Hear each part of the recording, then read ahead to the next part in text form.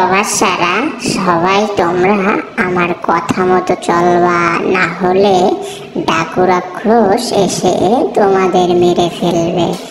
কারণ তোমরা তো ঠিকই জানো ডাকু রাক্ষস একজন ভয়ঙ্কর দৈত্য, আর আমি যেটা তোমাদের শিখিয়ে যাব এখন সেটাই তোমরা করবে, বুঝছো? আর না হলে ওই ডাকু রাক্ষস আর ডাইনি এসে তোমাদেরকে ছিঁড়ে উড়ে খেয়ে ফেলবে।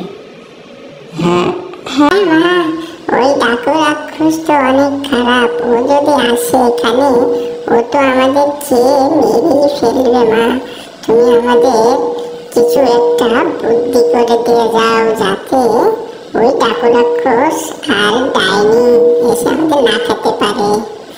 আর এই বলে বুদ্ধিটা দিয়ে ওর মা ওখান থেকে উড়ে চলে যায় তাদের খাবারের খোঁজে, আর তারা মাকে বিদায় দেয়।